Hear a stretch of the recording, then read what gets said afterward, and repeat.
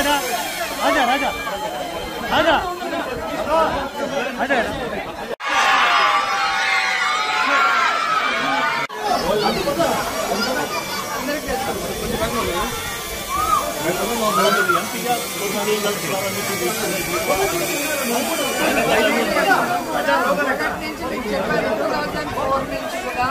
ప్రజల్లో ఉండాలి, ప్రజలతో ఎన్నిక చేయబడాలి, ప్రజల కోసం సర్వీస్ చేయాలనుకున్నా ఎమ్మెల్యేగానే చేయాలనేది నా కోరిక.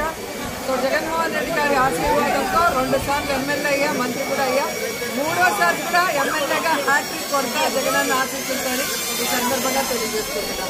ఈరోజు కొన్ని పచ్చ ఛానళ్ళు ఫేక్ న్యూస్ ఒంగోలు ఎంపీగా నేను వెళ్తున్నానని వేయటం కేవలం కార్యకర్తల్ని కన్ఫ్యూజ్ చేయడానికి తప్ప వేరే దేనికి కూడా యూజ్ అవ్వదని కూడా ఈ సందర్భంగా తెలియజేస్తున్నాను. గతంలో కూడా మీకు చెప్పాను, వైఎస్ఆర్ కాంగ్రెస్ పార్టీలో ఏవైనా మార్పులు చేర్పులు ఉంటే సాక్షి పేపర్ చదవండి, సాక్షి టీవీ చూస్తే మీకు అర్థమవుతుంది. అది కాకుండా వేరే ఏ ఛానల్లో వచ్చినా కూడా అది కేవలం ఫేక్ న్యూస్, కార్యకర్తల్ని భయపెట్టడానికి కన్ఫ్యూజ్ చేయడానికి తప్ప మరొకటి కాదు. ఎవరు ఎన్ని కన్ఫ్యూజులు చేసినా, ఎవరన్నీ పిచ్చి రాతలు రాసుకున్నా 2024 జగనన్న వన్స్ మోర్ అని ప్రజలందరూ కూడా ఫిక్స్ అయిపోయారు.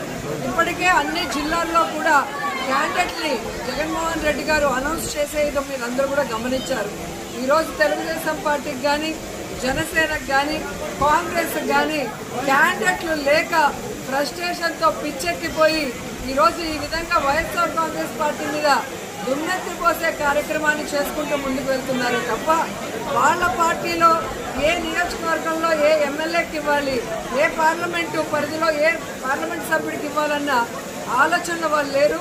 కాబట్టి వాళ్ళకి చెప్పేది ఒక్కటే, మీరు ఎమ్మెల్యే క్యాండిడేట్లు అనౌన్స్ చేయలేరు, మీరు ఎంపీ క్యాండిడేట్లు అనౌన్స్ చేయలేరు, మీరు ఎలక్షన్ చేయలేరు. మీరు ఇలా మాట్లాడుకుంటూ ఆలోచించుకుంటూ ఉండగానే జగనన్న ఎలక్షన్స్ పూర్తి చేసి 2వసారి ముఖ్యమంత్రిగా ప్రమాణ స్వీకారం కూడా చేస్తారని ఘంటాపదంగా వాళ్ళందరికీ కూడా చెప్తున్నారు. ఎందుకంటే ఈరోజు సింగిల్గానే 175 పెట్టలేరు, కలిసి గుంపులుగా వచ్చినా 175 సీట్లో క్యాండిడేట్లు పెట్టలేరు. ఇక వీళ్ళేం జగన్ గారు చేస్తారో ఒకసారి ఆలోచించండి. కేవలం తమ పచ్చ ఛానల్స్లో విషాన్ని చెమ్మడం తప్ప మరొకటి చేయలేరు. మీరు ఏ గ్రామానికైనా రండి, నేను ఈరోజు సవాలేస్తున్నా, ఈ రాష్ట్రంలో ఏ నియోజకవర్గంలో అయినా, ఏ గ్రామంలో అయినా, ఏ వీధిలో అయినా, ఏ ఇంట్లో అయినా, అది ఏ పార్టీ వాళ్ళైనా కూడా జగన్మోహన్ రెడ్డి గారు ఈరోజు తండ్రి స్థానంలో ప్రతి కుటుంబానికి పేదవాడు ఎలిజిబిలిటీ ఉంటే వెంటనే వెల్ఫేర్ని వారి గుమ్మం వద్దకే పంపించడం జరుగుతుంది. అలాగే గడప గడపకు మన ప్రభుత్వం ద్వారా ఏదైతే ఎమ్మెల్యేలు మరి పెడుతున్నారో వర్క్స్, అవన్నీ కూడా అభివృద్ధి కార్యక్రమాలు కూడా చేయటం అనేది నేను యాజ్ ఎమ్మెల్యే చేస్తున్నా కాబట్టి మీకు ఇంత ధైర్యంగా స్పష్టంగా చెప్పగలను. కాబట్టి ఏదో ఏసీ రూముల్లో కూర్చొనేసి 1వ కృష్ణుడు చంద్రబాబు నాయుడు, 2వ కృష్ణుడు లోకేష్, 3వ కృష్ణుడు పవన్ కళ్యాణ్ అయిపోయింది. ఇప్పుడు 4వ కృష్ణుడు హైదరాబాద్లో నుంచి బయలుదేరింది ఒక లేడీ. సో ఎవరు ఎన్ని మాట్లాడినా ప్రజలు తమ కుటుంబానికి ఏం చేశారు, తమ ఊరికి ఏం చేశారు, తమ నియోజకవర్గానికి ఏం చేశారు, ఈ రాష్ట్రానికి ఎవరు ఏం చేశారని ఆలోచిస్తే one and only YSR family మాత్రమే ఈ రాష్ట్ర ప్రజలకి మంచి చేశారు. ఈ రాష్ట్ర ప్రజల్ని కుటుంబ సభ్యులుగా భావించి ప్రేమ అభిమానంతో పాటు వెల్ఫేర్ని, అభివృద్ధిని అందించారని కూడా ఈ సందర్భంగా తెలియజేసుకుంటున్నారు.